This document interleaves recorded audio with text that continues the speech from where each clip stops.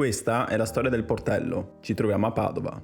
Il Portello, il cui nome significa piccola porta, nasce come piccolo borgo dopo l'anno 1000, quando anche altri insediamenti fuori dalle mura crescono attorno ai nuovi centri religiosi.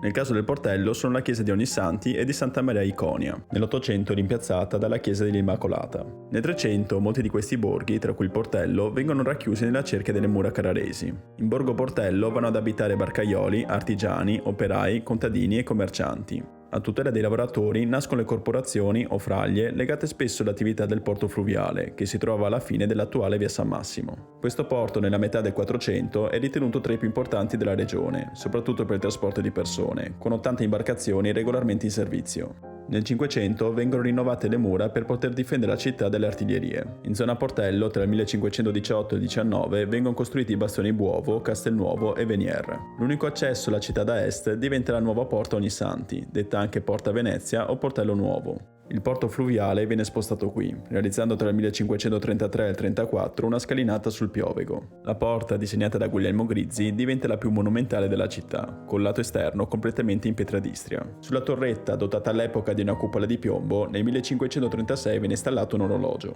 Il quartiere prende forma con magazzini, botteghe e abitazioni, a cui si aggiungono poi le residenze di patrizi veneziani come i Contadini, i Donati e i Cornaro. Il fiume è attraversato da un ponte di legno, rimpiazzato nel 1784 per volontà del prefetto da quello attuale. Nel 1797, dopo la caduta di Venezia, le truppe francesi abbattono il leone marciano che si trovava sulla porta, gettandolo nel Piovego. Il pescato viene messo all'asta e acquistato dalle assicurazioni generali che lo collocano nella facciata del Palazzo del Generale a Roma, di fronte a Palazzo Venezia.